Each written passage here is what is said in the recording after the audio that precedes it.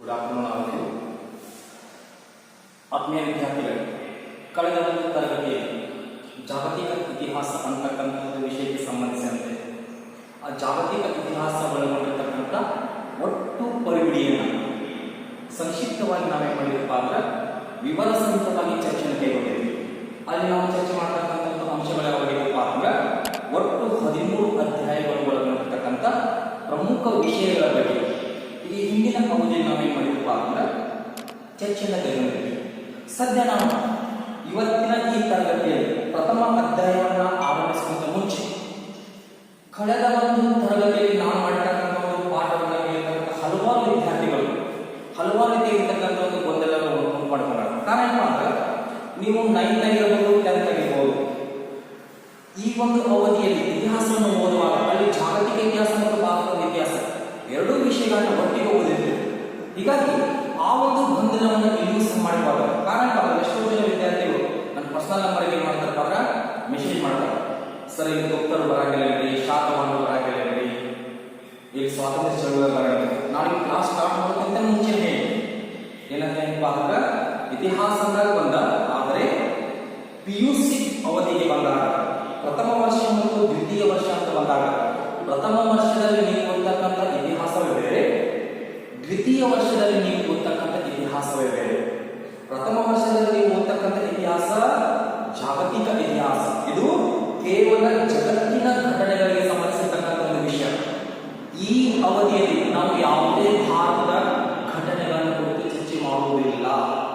ಕಾರಣ ಏನಂದ್ರೆ ನಮಗೆ ಇರ್ತಕ್ಕಂಥ ಸಿಲೆಬಸ್ ಯಾವುದೇ ವರ್ಲ್ಡ್ ಹಿಸ್ಟ್ರಿ, ಜಗತ್ತಿನ ಇತಿಹಾಸ, ವಿಶ್ವ ಇತಿಹಾಸ, ನಾವು ಭಾರತವನ್ನು ಹೊರತುಪಡಿಸಿ ಉಳಿದ ದೇಶಗಳ ಒಂದು ಇತಿಹಾಸವನ್ನು ಅಧ್ಯಯನ ಮಾಡಿ. ಹೀಗಾಗಿ ಈ ಹಿನ್ನೆಲೆಯಲ್ಲಿ ಪ್ರಥಮ ವರ್ಷದಲ್ಲಿ ನೀವು ಜಾಗತಿಕ ಇತಿಹಾಸವನ್ನು ಅಧ್ಯಯನ ಮಾಡಿದ್ರೆ ದ್ವಿತೀಯ PUCಗೆ ಬಂದಾಗ ಆ ದ್ವಿತೀಯ PUC ಹಂತದಲ್ಲಿ ನೀವು ಕೇವಲ ನಮ್ಮ ಭಾರತದ ಇತಿಹಾಸವನ್ನು ಮಾತ್ರ ಅಧ್ಯಯನ ಮಾಡ್ತೀರಿ. ಆ ಭಾರತದ ಇತಿಹಾಸ ಅಧ್ಯಯನ ಮಾಡುವಾಗ ನಮಗೆ ಜಗತ್ತಿನ ಯಾವುದೇ ಒಂದು ಘಟನೆಗಳು ಸಂಬಂಧಿಸುವುದಿಲ್ಲ. ಕಾನ್ಸೆಪ್ಟ್ ಕ್ಲಿಯರ್ ಆಗಲಿ. ಪ್ರಥಮ ವರ್ಷದಾಗ ಕೇವಲ ವಿಶ್ವ ಇತಿಹಾಸ, ಇಲ್ಲಿ ನೀವು ಯಾವುದನ್ನು ನಮ್ಮ ಭಾರತ ಇತಿಹಾಸ ಹೋಲಿಕೆ ಮಾಡ್ಕೋಬಾರ್ದು. ಈಗ ಗುಪ್ತರು ಬರ್ತಾರೋ, ಶಾತವಾಹನರು ಬರ್ತಾರೋ, ಮೌರ್ಯರು ಬರ್ತಾರೋ, ಅಶೋಕ ಬರ್ತಾನೋ, ಇದು ಯಾವ ವ್ಯಕ್ತಿಗಳು ನಮಗೆ ಸಂಬಂಧಪಡುವುದಿಲ್ಲ. ನಮಗೆ ಸಂಬಂಧಪಟ್ಟಂತ ವಿಷಯ ಜಗತ್ತಿನ ಒಂದು ಪ್ರಮುಖ ಘಟನೆಗಳು ಮಾತ್ರ. ಹೀಗಾಗಿ ಈ ಹಿನ್ನೆಲೆಯಲ್ಲಿ ಇವತ್ತಿನ ಈ ತರಗತಿನ ಆರಂಭಿಸತಕ್ಕಂಥ ಸಂದರ್ಭದಲ್ಲಿ ಆ ವಿದ್ಯಾರ್ಥಿ ಮಾಡಿಕೊಂಡಿರ್ತಕ್ಕಂಥ ಒಂದು ಗೊಂದಲವನ್ನು ಬಗೆಹರಿಸುವ ಸಲುವಾಗಿ ನಾನೇನ್ ಮಾಡ್ತೇನಪ್ಪ ಅಂದ್ರೆ ಭಾರತ ಇತಿಹಾಸದ ಬಗ್ಗೆ ಸಂಕ್ಷಿಪ್ತವಾಗಿರ್ತಕ್ಕಂಥ ಒಂದು ಪರಿಚಯ ಮಾಡಿಕೊಡ್ತೇನೆ. ಯಾಕಂದ್ರೆ ಈ ಒಂದು ಪರಿಚಯನ ಮಾಡಿಕೊಡದೆ ಹೋದ್ರೆ ನಿರಂತರವಾಗಿ ನಮ್ಮ ಒಂದು ತರಗತಿ ಆರಂಭವಾಗುತ್ತೆ. ಮುಂದಿನ ತರಗತಿಗಳು ಸಹ ಏನ್ ಮಾಡಬೇಕು ಅಂದ್ರೆ ಈ ರೀತಿಯಾಗಿರ್ತಕ್ಕಂಥ ಒಂದು ಗೊಂದಲಗಳನ್ನು ಮಾಡಿಕೊಡ್ಬೇಕು. ಹೀಗಾಗಿ ಆ ಗೊಂದಲಗಳು ಪದೇ ಪದೇ ಪುನಃ ಬಳಸ್ತಾರಪ್ಪ ಅಂದ್ರೆ ಇವತ್ತಿನ ದಿನ ಏನ್ ಮಾಡಪ್ಪ ಅಂದ್ರೆ ನಿಮಗಿರ್ತಕ್ಕಂಥ ಒಂದು ಕನ್ಫ್ಯೂಷನ್ಸ್ ಅನ್ನ ಬಗೆಹರಿಸಲೇಬೇಕು. ಇದು ನನಗೋಸ್ಕರ ಅಲ್ಲದಿದ್ದರೂ ಸಹ ವಿದ್ಯಾರ್ಥಿಗಳ ದೃಷ್ಟಿಯಿಂದ ನಾವು ಬಗೆಹರಿಸಲೇಬೇಕು. ನೀವು ಇನ್ನೂ ಸಹ ನೀವೇನ್ ಮಾಡಪ್ಪ ಅಂದ್ರೆ ಹೈಸ್ಕೂಲ್ ವಿದ್ಯಾರ್ಥಿ ಅಂತ ತಿಳ್ಕೊಂಡ್ರಿ. ನೀವೀಗ ಹೈಸ್ಕೂಲ್ ವಿದ್ಯಾರ್ಥಿಗಳಲ್ಲ, ನೀವು ಕಾಲೇಜ್ ವಿದ್ಯಾರ್ಥಿಗಳು. ಅಲ್ಲಿ ಏಕಕಾಲದಲ್ಲಿ ಅದೇ ಮಾಡ್ತಿದ್ರು 9th ಮತ್ತು 10th ಬುಕ್ಸ್ ಅನ್ನ ತೆಗೆದುಕೊಂಡಾಗ ಒಂದು ಕಡೆ ಭಾರತಕ್ಕೆ ಸಂಬಂಧಿಸಿರ್ತಕ್ಕಂಥ ಹಿಸ್ಟ್ರಿನೂ ಅಧ್ಯಯನ ಮಾಡಿದ್ರಿ, ಮತ್ತೊಂದು ಕಡೆ ವಿಶ್ವಕ್ಕೆ ಸಂಬಂಧಿಸಿರ್ತಕ್ಕಂಥ ಇತಿಹಾಸನ ಅಧ್ಯಯನ ಮಾಡಿದ್ರಿ.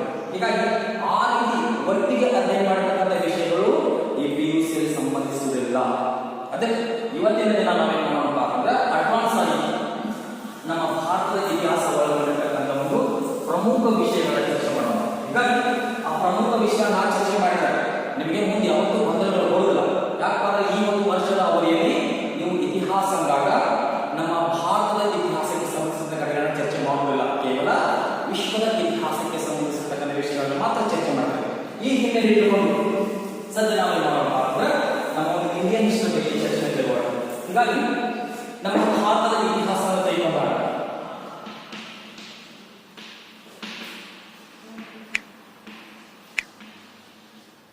ನಮ್ಮ ಭಾರತದ ಇತಿಹಾಸ ಎಲ್ಲಿಂದ ಆರಂಭ ಆಗಬೇಕಪ್ಪ ಅಂದ್ರೆ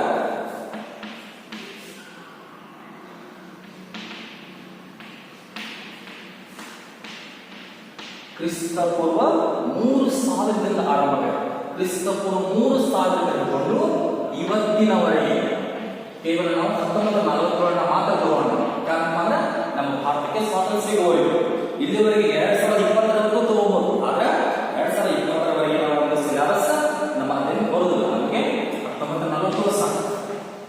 ಏನು ಈ ಇತಿಹಾಸವನ್ನು ಅಧ್ಯಯನ ಮಾಡೋದಕ್ಕಿಂತ ಮುಂಚೆ ಎಲ್ಲ ವಿದ್ಯಾರ್ಥಿಗಳು ಗೊತ್ತಿರಬೇಕಾಗಿರುವ ಫಸ್ಟ್ ವಿಷಯಗಳಾದ ಎಡಿ ಎಂದರೇನು, ಬಿಸಿ ಎಂದರೇನು, ಸಿ ಎಂದರೇನು. ಎಷ್ಟೋ ಜನ ವಿದ್ಯಾರ್ಥಿಗಳು ಗೊಂದಲ.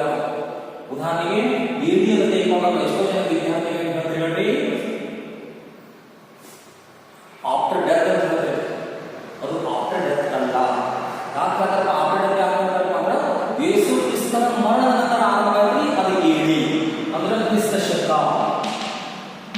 ನೀವೆಲ್ಲ ಹೈಸ್ಕೂಲ್ ಓದ್ತಕ್ಕ ಸಂದರ್ಭದಲ್ಲಿ ಇದೇ ರೀತಿ ಓದಿದ್ರಿ. ನಾನೇ ಕ್ರಿಸ್ತ ಶಕ, ಕ್ರಿಸ್ತ ಪೂರ್ವ. ಬಿಸಿ ಅಂದರೆ ಬಿಫೋರ್ ಕ್ರಿಸ್ತ, ಎಡಿ ಅಂದರೆ ಕ್ರಿಸ್ತ ಶಕ. ಆಫ್ಟರ್ ಡೆತ್ ಅಂತ ಹೇಳ್ತೀರಿ, ಆಫ್ಟರ್ ಡೆತ್ ಅಲ್ಲ. ಎಡಿ ಅಂದರೆ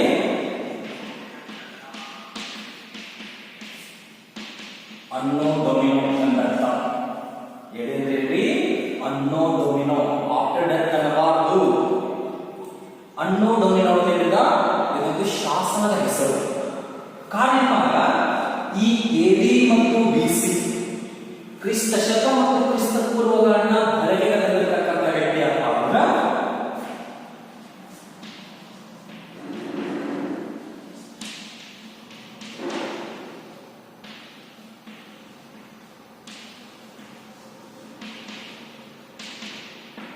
ಡಯೋನಿಸಿಯಸ್ ಎಕ್ಸಿಗ್ಯೂಸ್.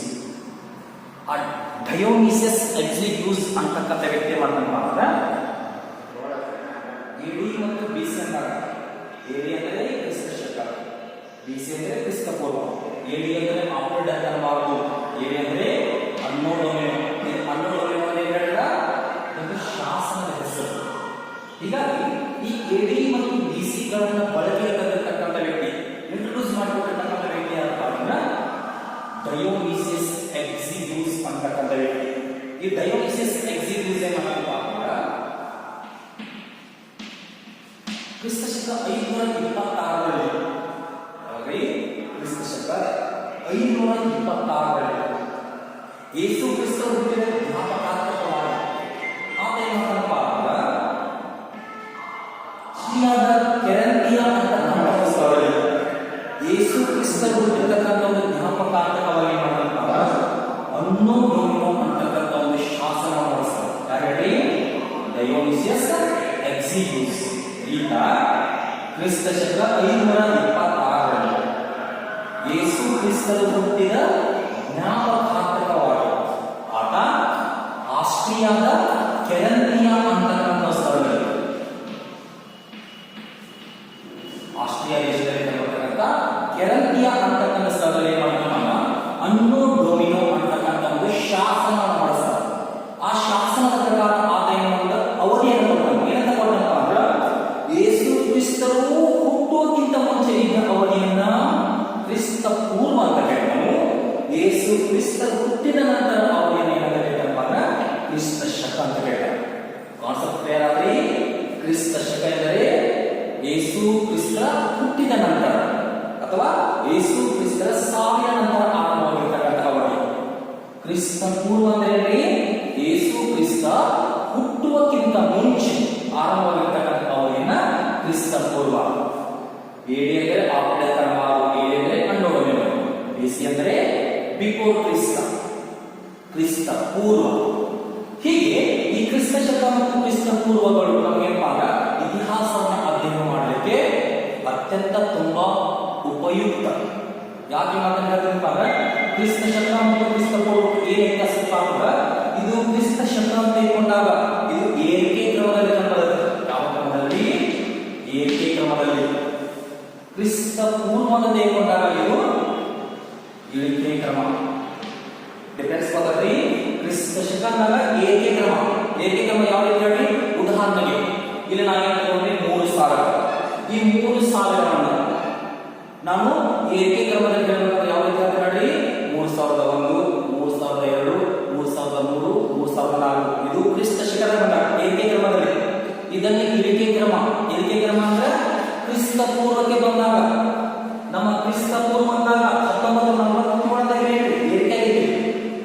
ಅಂದ್ರೆ ಈ ಸಂದರ್ಭದಲ್ಲಿ 3000, 2999, 2998, 97, 96, 95, 94, 93 ಹೀಗೆ ಈ ರೀತಿಯಾಗಿ ಕ್ರಿಸ್ತಪೂರ್ವ ಕಂಡುಬರುತ್ತದೆ. ಹೀಗಾಗಿ ಕ್ರಿಸ್ತಪೂರ್ವ 3000 ಹಿಡಿದುಕೊಂಡು ನಮ್ಮ ಇತಿಹಾಸ ಆರಂಭ. ಯಾವ ಇತಿಹಾಸ? ಭಾರತದ ಇತಿಹಾಸ. ಹೀಗಾಗಿ ಕ್ರಿಸ್ತಪೂರ್ವ 3000ರಿಂದ ಆರಂಭವಾಗಿರತಕ್ಕಂಥ ಈ ಇತಿಹಾಸವನ್ನ ನಾವು ಎಲ್ಲಿಯವರೆಗೆ ಅಧ್ಯಯನ ಮಾಡ್ತೀವಿ? 1947ರವರೆಗೆ. ಹೀಗಾಗಿ ನಮ್ಮ ಭಾರತ ಇತಿಹಾಸ ಕ್ರಿಸ್ತ ಪೂರ್ವದಿಂದ ಆರಂಭಗೊಂಡು ಕ್ರಿಸ್ತ ಶಕದ ಅವಧಿವರೆಗೆ ಕಂಡುಬರುತ್ತೆ. ಕ್ಲಿಯರ್ ಆದ್ರಿ? ಜಾಗತಿಕ ಇತಿಹಾಸ ಓದುವಾಗ ಇದೆ ಸೇಮ್ ಕ್ರಿಸ್ತ ಶಕ ಕ್ರಿಸ್ತ ಪೂರ್ವ ಬಳಕೆ ಮಾಡಲೇಬೇಕು ನಾವು. ಇನ್ನು ಸಿಇ ಇದಕ್ಕೆ ಎಷ್ಟೋ ಜನ ಸೆಂಚುರಿ ಅಂತ ಹೇಳ್ತಾರೆ. ಸೆಂಚುರಿ ಅಲ್ಲ, ಕಾಮನ್ ಎರಾ. ಸಿಯಲ್ಲಿ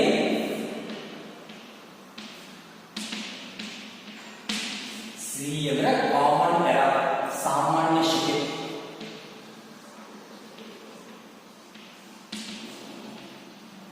ಸಾಮಾನ್ಯ ಶಿಕೆ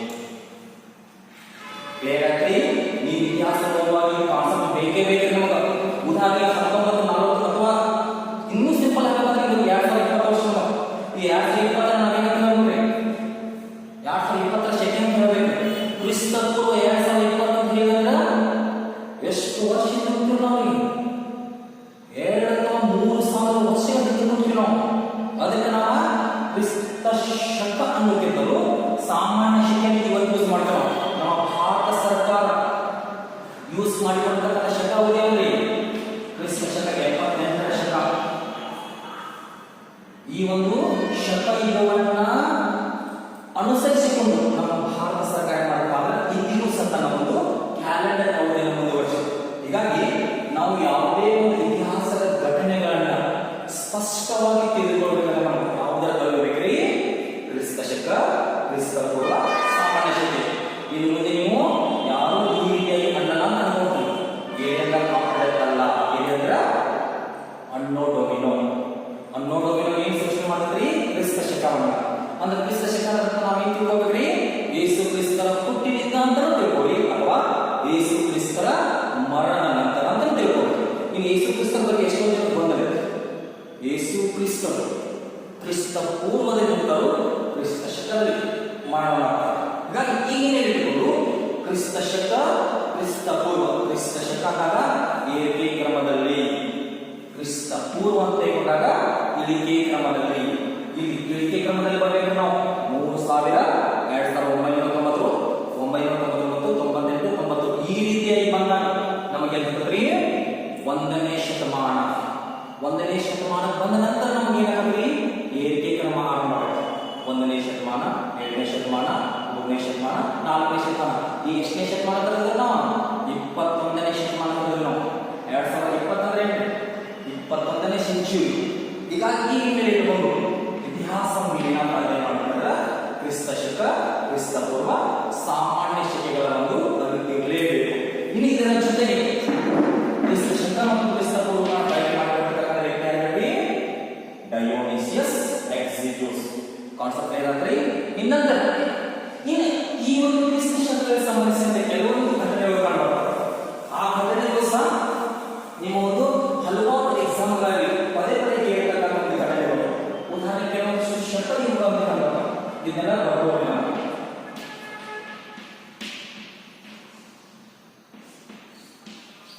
ಶಕ ಯುಗಗಳು. ಆ ಶಕ ಯುಗದಲ್ಲಿ ಮೊದಲನೇ ಒಂದು ಶಕ ಯುಗ ಅಂತ ಬಂದಾಗ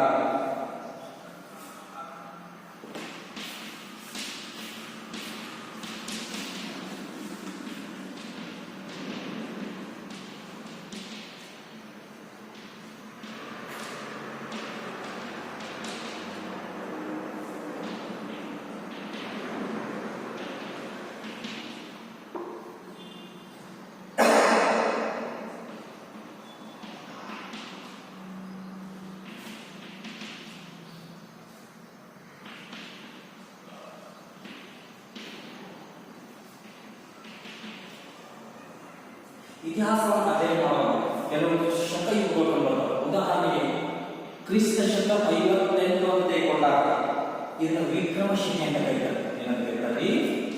ವಿಕ್ರಮಶಕೆ.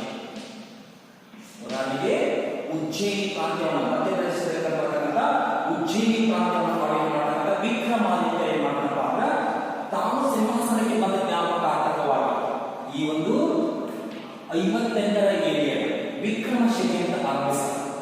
ಇನ್ನು ನಂತರ ಎರಡನೇ ಬರ್ತಕ್ಕಂಥ ಶಕೆ, ಈ 78ರ ಶಕೆಗಳು ಎರಡನೇ ಉದಾಹರಣೆ ನಮ್ಮ ಹಿಂದಿನ ಭಾರತ ಸರ್ಕಾರ ಅನುಸರಿಸಿದ ಒಂದು ಕ್ಯಾಲೆಂಡರ್ ಯಾವ ಶಕ ಆಧಾರದ ಮೇಲೆ ಕಂಡುಬರುತ್ತಪ್ಪ ಅಂದ್ರೆ ಈ ಒಂದು 78ರ ಶಕ ಆಧಾರದ ಮೇಲೆ. ಈ 78ರ ಶಕ ಅಂತ ಇವಾಗ ಎರಡು ರೀತಿಯಲ್ಲಿ ಕಂಡುಬರ್ತವೆ. ಒಂದು ಶಾತವಾಹನ ಕಾಲಾವಧಿ, ಶಾತವಾಹನ ಕಾಲಾವಧಿ ಬರ್ತಕ್ಕಂಥ 17ನೇ ದೊರೆ ಹಾಲ ಅಂತಕ್ಕಂಥ ವ್ಯಕ್ತಿ ಮಾತ್ರ ಶಾಲಿವಾಹನ ಶಿಕೆಯನ್ನು ಆರಂಭಿಸ್ತಾರೆ. ಇನ್ನು ಅದರ ಜೊತೆಗೆ ಕುಶಾನ ಮನೆತನದಲ್ಲಿ ಬರ್ತಕ್ಕಂಥ ಕಾನಿಷ್ಕ, ಈ ಕಾನಿಷ್ಕ ಅಂತಕ್ಕಂಥ ರಾಜ ಯಾವ ಮನೆತನದಲ್ಲಿ? ಕುಶಾನ ಮನೆತನ. ಆ ಕುಶಾನ ಮನೆತನದಲ್ಲಿ ಬರ್ತಕ್ಕಂಥ ಕಾನಿಷ್ಕ ಅಂತಕ್ಕಂಥ ರಾಜ ಮಾತ್ರ ಕ್ರಿಸ್ತ ಶಕ 78ರಲ್ಲಿ ತಾನು ಸಿಂಹಾಸನಕ್ಕೆ ಬಂದ. ಆ ಸಿಂಹಾಸನಕ್ಕೆ ಬಂದಿರತಕ್ಕಂಥ ಜ್ಞಾಪಕಾರ್ಥಕವಾಗಿ ಆಯನ ಶಕ ಯುಗವನ್ನು ಆರಂಭಿಸ್ತಾರೆ. ಹೀಗಾಗಿ ಇಂದಿನ ನಮ್ಮ ಭಾರತ ಸರ್ಕಾರ ಯಾವ ಶಕಯುಗವನ್ನ ಅನುಸರಿಸುತ್ತಿದೆ ಅಂತ ನಾವೇಳಿ ಕ್ರಿಸ್ತ ಶಕ 78ರ ಶಕಯುಗವನ್ನ. ಇನ್ನು ಇದೇ ರೀತಿ ಕ್ರಿಸ್ತ ಶಕ 320 ತೆಗೆದುಕೊಂಡಾಗ ಇದು ಗುಪ್ತ ಶಕೆ. ಕ್ರಿಸ್ತ ಶಕ 320 ಅಂತ ತೆಗೆದುಕೊಂಡ ಯಾವುದು? ಗುಪ್ತ ಶಕೆ. ಇದನ್ನ ಗುಪ್ತರ ದೊರೆಯಾಗಿರ್ತಕ್ಕಂತಹ 1ನೇ ಚಂದ್ರಗುಪ್ತ ತಾನು ಸಿಂಹಾಸನಕ್ಕೆ ಬಂದ ಜ್ಞಾಪಕಾರ್ಥಕವಾಗಿ ಅದೇನಂತ ಕರೀತಾರಪ್ಪ ಅಂದ್ರೆ ಕಮೆನ್ಸ್ಮೆಂಟ್ ಆಫ್ ಕೊರೋನೇಷನ್, ಸಿಂಹಾಸನದ ಜ್ಞಾಪಕಾರ್ಥಕವಾಗಿ ಈ ಒಂದು ಗುಪ್ತ ಶಕೆಯನ್ನು ಆರಂಭಿಸಿದ ಯಾವಾಗ? ಕ್ರಿಸ್ತ ಶಕ 320ರಲ್ಲಿ. ಯಾರಲ್ಲಿ? 1ನೇ ಚಂದ್ರಗುಪ್ತ. ಈ ಚಂದ್ರಗುಪ್ತ ಎಷ್ಟೋ ಜನ ಏನಪ್ಪ ಗಮನಿಸಬಹುದು. ಚಂದ್ರಗುಪ್ತ ಮೌರ್ಯ ಬೇರೆ, ಚಂದ್ರಗುಪ್ತ ಬೇರೆ. ಚಂದ್ರಗುಪ್ತ ಮೌರ್ಯ ಅಂದಾಗ ಮೌರ್ಯ ಸಾಮ್ರಾಜ್ಯದ ಸ್ಥಾಪಕ, ಅವನನ್ನು ನಾವು ಭಾರತದ ರಾಷ್ಟ್ರೀಯ ಚಕ್ರವರ್ತಿ ಅಂತ ಹೇಳ್ತೇವೆ. ಇನ್ನು ಕ್ರಿಸ್ತ ಶಕ 604 ಅಂತ ತೆಗೆದುಕೊಂಡಾಗ ಈ 604ರಲ್ಲಿ ಹರ್ಷಶಕೆ ಕಂಡುಬರುತ್ತದೆ. ಈ ಹರ್ಷಶಕೆಯನ್ನು ಕನೌಜಿನ ವರ್ಧನ ಮನೆತನದ ಶ್ರೇಷ್ಠ ದೊರೆಯಾಗಿರತಕ್ಕಂತಹ ಹರ್ಷವರ್ಧನ ಅಂತಕ್ಕಂಥ ವ್ಯಕ್ತಿ 604ರಲ್ಲಿ ತಾನು ಸಿಂಹಾಸನಕ್ಕೆ ಬಂದ ಜ್ಞಾಪಕಾರ್ಥಕವಾಗಿ ಈತ ಹರ್ಷಶಕೆಯನ್ನು ಆರಂಭಿಸುತ್ತಾನೆ. ತದನಂತರ ಕ್ರಿಸ್ತಶಕ 1076ರ ಈ ಒಂದು ಶಕ ಯುಗವನ್ನು ನಾವು ಚಾಲುಕ್ಯ ವಿಕ್ರಮಶಕ ಎಂದು ಕರೆಯುತ್ತೇವೆ. ಈ ಚಾಲುಕ್ಯ ವಿಕ್ರಮಶಕೆಯನ್ನು ಆರಂಭಿಸಿರ್ತಕ್ಕಂಥ ವ್ಯಕ್ತಿ ಕಲ್ಯಾಣಿ ಚಾಲುಕ್ಯರ ಶ್ರೇಷ್ಠ ದೊರೆಯಾಗಿರ್ತಕ್ಕಂಥ 6ನೇ ವಿಕ್ರಮಾದಿತ್ಯ. ತದನಂತರದಲ್ಲಿ 1192ರ ಒಂದು ಶಕೆಯನ್ನು ಬಲ್ಲಾಳ ಯುಗ ಅಂತ ಕರೆಯುತ್ತಾರೆ. ಇದು ಹೊಯ್ಸಳರ ಕಾಲಾವಧಿಗೆ ಸಂಬಂಧಿಸಿರ್ತಕ್ಕಂಥ ಒಂದು ಯುಗ. ಹೀಗೆ ಈ ಎಲ್ಲ ಶಕ ಯುಗಗಳು ಇತಿಹಾಸದಲ್ಲಿ ಕಂಡುಬರ್ತಕ್ಕಂಥ ಒಂದು ಪ್ರಮುಖ ಶಕ ಯುಗಗಳಾಗಿವೆ. ತದನಂತರದಲ್ಲಿ ನಾವು ಭಾರತದ ಇತಿಹಾಸ ಒಳಗೊಂಡಿರುವ ಪ್ರಮುಖ ಕಾಲಘಟ್ಟಗಳನ್ನು ಈ ಮುಂದಿನಂತೆ ತಿಳಿದುಕೊಳ್ಳೋಣ. ಭಾರತದ ಇತಿಹಾಸ. ಹೀಗಾಗಿ ಈ ಒಂದು ಭಾರತದ ಇತಿಹಾಸವನ್ನು ಅಧ್ಯಯನ ಮಾಡತಕ್ಕಂಥ ಸಂದರ್ಭದಲ್ಲಿ ನೇರವಾಗಿ ವಿಷಯಕ್ಕೆ ಬರುವುದರ ಬದಲಾಗಿ ಇಡೀ ಅಖಂಡ ಭಾರತದ ಇತಿಹಾಸ ಒಳಗೊಂಡಿರ್ತಕ್ಕಂಥ ಒಂದು ವಿಷಯವನ್ನು ಆಯಾ ಕಾಲಘಟ್ಟಗಳ ಹಿನ್ನೆಲೆಯಲ್ಲಿ ನಾವು ಏನು ಮಾಡಬೇಕು ಅಂದ್ರೆ ಸದ್ಯದ ಅವಧಿಯಲ್ಲಿ ಚರ್ಚೆಗೆ ಬರೋಣ. ಹೀಗಾಗಿ ಅಖಂಡವಾಗಿ ನಮ್ಮ ಒಂದು ಭಾರತದ ಇತಿಹಾಸವನ್ನು ತೆಗೆದುಕೊಂಡಾಗ ಈ ಒಂದು ನಮ್ಮ ಭಾರತದ ಇತಿಹಾಸವನ್ನು ಜೇಮ್ಸ್ ಮಿಲ್ ಅಂತಕ್ಕಂಥ ಒಬ್ಬ ಇತಿಹಾಸಕಾರ ಏನ್ ಮಾಡ್ಯಾರಪ್ಪ ಅಂತಂದ್ರೆ 3 ಘಟ್ಟಗಳಾಗಿ ವಿಂಗಡಣೆ ಮಾಡ್ತಾರೆ. ಹೀಗಾಗಿ ನಮ್ಮ ಈ ಒಂದು ಭಾರತ ಇತಿಹಾಸ ಒಳಗೊಂಡಿರ್ತಕ್ಕಂಥ ಆ ಒಂದು 3 ಘಟ್ಟಗಳು ಯಾವಪ್ಪ ಅಂತಂದ್ರೆ ಮೊದಲನೇದಾಗಿ ಕಂಡು ಬರ್ತಕ್ಕಂಥ ಒಂದು ಘಟ್ಟ ಪ್ರಾಚೀನ ಭಾರತದ ಇತಿಹಾಸ ಆಗಿರ್ಬೋದು, ಎರಡನೇದಾಗಿ ಕಂಡು ಬರ್ತಕ್ಕಂಥ ಒಂದು ಘಟ್ಟ ಮಧ್ಯಯುಗೀನ ಭಾರತದ ಇತಿಹಾಸ ಆಗಿರ್ಬೋದು, ಮೂರನೇದಾಗಿ ಕಂಡು ಬರ್ತಕ್ಕಂಥ ಒಂದು ಘಟ್ಟ ಯಾವಪ್ಪ ಅಂದ್ರೆ ಆಧುನಿಕ ಭಾರತದ ಇತಿಹಾಸ. ಹೀಗೆ ಈ 3 ಘಟ್ಟಗಳ ಹಿನ್ನೆಲೆಯಲ್ಲಿ ಕಂಡು ಬರ್ತಕ್ಕಂಥ ಈ ಒಂದು ನಮ್ಮ ಭಾರತದ ಇತಿಹಾಸವನ್ನು ತೆಗೆದುಕೊಂಡಾಗ ಅದರಲ್ಲಿ ಪ್ರಾಚೀನ ಭಾರತದ ಇತಿಹಾಸ ಕಂಡು ಬರ್ತಕ್ಕಂಥ ಒಂದು ಕಾಲಾವಧಿ ಯಾವಪ್ಪ ಅಂದ್ರೆ ಕ್ರಿಸ್ತ ಪೂರ್ವ 3000ದಿಂದ ಹಿಡಿದುಕೊಂಡು ಕ್ರಿಸ್ತ ಶಕ 1206ರ ಅವಧಿಯಲ್ಲಿ ಕಂಡು ಬರ್ತಕ್ಕಂಥ ಒಂದು ಇತಿಹಾಸವನ್ನು ನಾವೇನಂತ ಕರಿತೀವಪ್ಪ ಅಂದ್ರೆ ಪ್ರಾಚೀನ ಭಾರತದ ಇತಿಹಾಸ ಅಂತ ಕರಿತೀವಿ. ಇನ್ನು ಈ ಪ್ರಾಚೀನ ಭಾರತದ ಇತಿಹಾಸವನ್ನು ತೆಗೆದುಕೊಂಡಾಗ ಈ ಪ್ರಾಚೀನ ಭಾರತದ ಇತಿಹಾಸವನ್ನು ನಾವೇನಂತ ಕರಿತೀವಪ್ಪ ಅಂತಂದ್ರೆ ಹಿಂದೂ ರೂಲ್ ಅಥವಾ ಹಿಂದೂಗಳ ಆಳ್ವಿಕೆ ಅಂತ ಕರಿತೀವಿ. ಕಾರಣ ಏನಪ್ಪ ಅಂದ್ರೆ ಕ್ರಿಸ್ತ ಪೂರ್ವ ಅಂತ ತೆಗೆದುಕೊಂಡಾಗ ಸಿಂಧೂ ಬಯಲಿನ ನಾಗರಿಕತೆಯನ್ನು ಹೇಳಿಕೊಂಡು ಹೊಯ್ಸಳ ಮನೆತನದವರೆಗೆ ಕಂಡು ಬರ್ತಕ್ಕಂಥ ಭಾರತದ ಇತಿಹಾಸದ ಒಂದು ರಾಜಕೀಯ ಹಿನ್ನೆಲೆಯನ್ನು ತೆಗೆದುಕೊಂಡಾಗ ಅಲ್ಲಿ ಕಂಡು ಬರ್ತಕ್ಕಂಥ ಒಂದು ಎಲ್ಲ ಮನೆತನಗಳನ್ನು ತೆಗೆದುಕೊಂಡಾಗ ಆ ಎಲ್ಲ ಮನೆತನಗಳ ರಾಜರು ಹಿಂದೂ ಧರ್ಮಕ್ಕೆ ಸಂಬಂಧಿಸಿದ ಕಾರಣಕ್ಕಾಗಿ ಈ ಒಂದು ಅವಧಿಯನ್ನು ಏನಂತ ಕರೀತಾರಪ್ಪ ಅಂದ್ರೆ ಹಿಂದೂಗಳ ಆಳ್ವಿಕೆ ಅಂತ ಕರೀತಾರೆ. ಹೀಗೆ ಒಟ್ಟಾರೆಯಾಗಿ ಪ್ರಾಚೀನ ಭಾರತದ ಇತಿಹಾಸವನ್ನ ಹಿಂದೂಗಳ ಆಳ್ವಿಕೆ ಅಂತ ಕರೆದ್ರೆ ಇನ್ನು 1206ರಿಂದ ಹಿಡಿದುಕೊಂಡು 1707ರ ಅವಧಿವರೆಗೆ ಕಂಡು ಬರ್ತಕ್ಕಂಥ ಇತಿಹಾಸವನ್ನು ಏನಂತ ಕರೀತಾರಪ್ಪ ಅಂದ್ರೆ ಮಧ್ಯಯುಗೀನ ಭಾರತದ ಇತಿಹಾಸ ಅಂತ ಕರೀತಾರೆ. ಇನ್ನು ಈ ಒಂದು ಮಧ್ಯಯುಗೀನ ಭಾರತದ ಇತಿಹಾಸವನ್ನು ಏನಂತ ಕರೀತಾರಪ್ಪ ಅಂದ್ರೆ ಮುಸ್ಲಿಮರ ಆಳ್ವಿಕೆ ಅಂತ ಕರೀತಾರೆ. ಮುಸ್ಲಿಮರ ಆಳ್ವಿಕೆ ಅಂತ ಯಾಕೆ ಕರೀತಾರಪ್ಪ ಅಂತಂದ್ರೆ 1206ರ ನಂತರ ಕುತುಬುದ್ದೀನ್ ಐಬಕ್ ಅಂತಕ್ಕಂಥ ವ್ಯಕ್ತಿ ಏನ್ ಮಾಡ್ತಾರಪ್ಪ ಅಂತಂದ್ರೆ ಮೊಟ್ಟ ಮೊದಲ ಬಾರಿಗೆ ದೆಹಲಿಯನ್ನ ತನ್ನ ರಾಜಧಾನಿಯಾಗಿ ಮಾಡಿಕೊಂಡು ತನ್ನದಾಗಿರ್ತಕ್ಕಂಥ ಒಂದು ಸ್ವತಂತ್ರ ಗುಲಾಮಿ ಮನೆತನವನ್ನು ಸ್ಥಾಪನೆ ಮಾಡ್ತಾರೆ. ಹೀಗಾಗಿ 1206 ಹಿಡ್ಕೊಂಡು 1707ರ ಅವಧಿಯ ಒಂದು ಇತಿಹಾಸವನ್ನು ತೆಗೆದುಕೊಂಡಾಗ ಇಲ್ಲಿ ಕಂಡು ಬರ್ತಕ್ಕಂಥ ಒಂದು ಮುಖ್ಯ ರಾಜ ಮನೆತನ ತೆಗೆದುಕೊಂಡಾಗ ಪ್ರಮುಖವಾಗಿ 4 ರಾಜ ಮನೆತನಗಳು ಬರ್ತವು.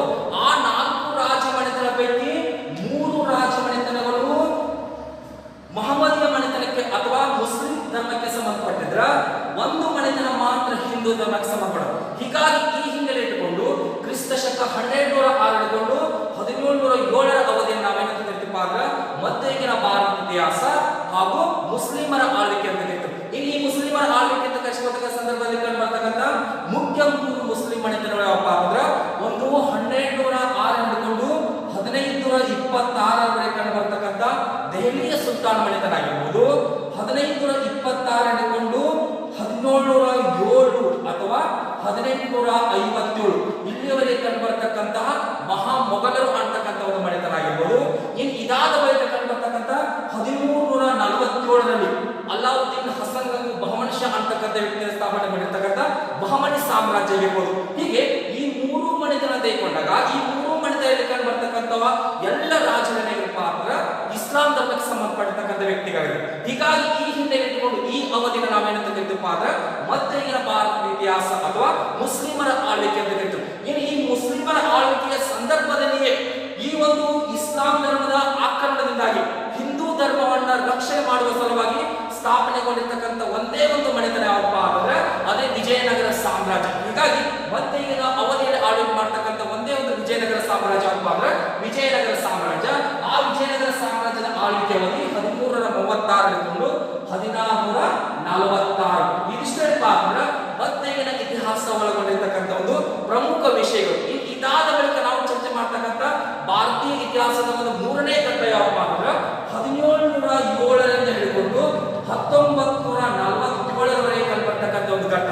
ಹೀಗೆ 1707 ಹಿಡಿದುಕೊಂಡು 1947ರ ಅವಧಿಯನ್ನು ನಾವೇನಂತ ಕರಿತೀವಪ್ಪ ಅಂದ್ರೆ ಆಧುನಿಕ ಭಾರತದ ಇತಿಹಾಸ ಅಂತ ಕರಿತೀವಿ. ಇನ್ನು ಈ ಆಧುನಿಕ ಭಾರತದ ಇತಿಹಾಸವನ್ನ ಏನಂತ ಕರಿತೀವಪ್ಪ ಅಂದ್ರೆ ಬ್ರಿಟಿಷರ ಆಳ್ವಿಕೆ ಅಂತ ಕರಿತೀವಿ. ಯಾಕೆ ಕರಿತೀವಪ್ಪ ಅಂದ್ರೆ 17ನೇ ಶತಮಾನದ ಅವಧಿಯಲ್ಲಿ ಭಾರತದಲ್ಲಿ ಇರ್ತಕ್ಕಂಥ ಒಂದು ಮೊಘಲ್ ಶಾಹಿ ಮನೆತನ ಆಳ್ವಿಕೆಯನ್ನು ತೆಗೆದುಕೊಂಡಾಗ ಅಲ್ಲಿ ಕಂಡು ಬರ್ತಕ್ಕಂಥ ಒಂದು ಸುಲ್ತಾನರ ಇರ್ತಾರಪ್ಪ ಅಂದ್ರೆ ದುರ್ಬಲರಾಗಿರ್ತಾರೆ. ಆ ಸುಲ್ತಾನರ ದುರ್ಬಲತೆಯ ಲಾಭವನ್ನು ಪಡೆದುಕೊಂಡಿರ್ತಕ್ಕಂಥ ಬ್ರಿಟಿಷರು ಏನ್ ಮಾಡ್ತಾರಪ್ಪ ಅಂದ್ರೆ ಮೊಟ್ಟ ಮೊದಲ ಬಾರಿಗೆ ಮೊಘಲ್ ಶಾಹಿ ಸುಲ್ತಾನದಲ್ಲಿ ಮೊಘಲ್ ಶಾಹಿ ಮನೆತನದಲ್ಲಿ ಕಂಡು ಬರ್ತಕ್ಕಂಥ ಜಹಾಂಗೀರ ಅಂತಕ್ಕಂಥ ಒಂದು ಸುಲ್ತಾನನಿಂದ ಭಾರತದಲ್ಲಿ ವ್ಯಾಪಾರ ಮಾಡಲಿಕ್ಕೆ ತಮ್ಮ ಒಂದು ಅನುಮತಿಯನ್ನು ಪಡೆದುಕೊಂಡರು. ಹೀಗಾಗಿ ಜಹಾಂಗೀರನಿಂದ ಅನುಮತಿಯನ್ನು ಪಡೆದುಕೊಂಡಿರ್ತಕ್ಕಂಥ ಬ್ರಿಟಿಷರು ಕ್ರಮೇಣವಾಗಿ 17ನೇ ಶತಮಾನದ ನಂತರ ಭಾರತದಲ್ಲಿ ತಮ್ಮ ಒಂದು ವ್ಯಾಪಾರ ನೀತಿಯನ್ನು ಮುಂದುವರಿಸುವ ಬದಲಾಗಿ ಭಾರತದಲ್ಲಿ ತಮ್ಮ ಒಂದು ರಾಜಕೀಯ ಸಾರ್ವಭೌಮತ್ವವನ್ನು ಸ್ಥಾಪಿಸಲು ಪ್ರಯತ್ನ ಪಡ್ತಾರೆ. ಹೀಗಾಗಿ ಈ ಹಿನ್ನೆಲೆ ಇಟ್ಕೊಂಡು 1707 ಹಿಡಿದುಕೊಂಡು 1947ರ ಅವಧಿಯಲ್ಲಿ ಅಲ್ಲಿ ಕಂಡು ಬರ್ತಕ್ಕಂಥ ಒಂದು ಎಲ್ಲ ಇತಿಹಾಸವನ್ನು ತೆಗೆದುಕೊಂಡಾಗ ಆ ಒಂದು ಎಲ್ಲ ಇತಿಹಾಸ ಯಾಕೆ ಸಂಬಂಧಪಡಪ್ಪ ಅಂದ್ರೆ ಬ್ರಿಟಿಷರಿಗೆ ಸಂಬಂಧಪಡೋದು.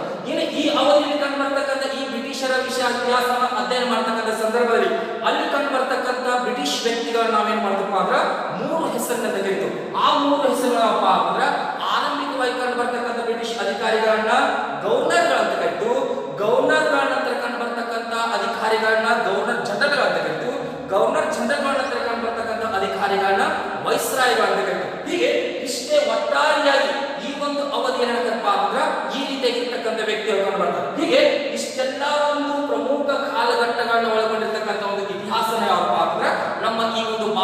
ಇತಿಹಾಸ. ಹೀಗಾಗಿ ಭಾರತದ ಇತಿಹಾಸ ಅಂತ ತೆಗೆದುಕೊಂಡಾಗ ಅದು ಕ್ರಮೇಣವಾಗಿ ಒಂದೇ ಘಟ್ಟದಲ್ಲಿ ಕಂಡು ಬರುವುದರ ಭಾಗವಾಗಿ 3 ಘಟ್ಟಗಳಲ್ಲಿ ಕಂಡು. ಹೀಗಾಗಿ ಆ 3 ಘಟ್ಟಗಳಲ್ಲಿ ಕಂಡು ಬರ್ತಕ್ಕಂಥ ಇತಿಹಾಸಪ್ಪ ಅಂದ್ರೆ ಆರಂಭದಿಂದ ಹಿಡಿದುಕೊಂಡು ಕ್ರಿಸ್ತ ಪೂರ್ವ 3000 ಹಿಡಿದುಕೊಂಡು ಕ್ರಿಸ್ತ ಶಕ 1206 ಕಂಡು ಬರ್ತಕ್ಕಂಥ ಇತಿಹಾಸವನ್ನು ನಾವು ಪ್ರಾಚೀನ ಭಾರತ ಇತಿಹಾಸ ಅಂತ ಕರಿತೀವಿ.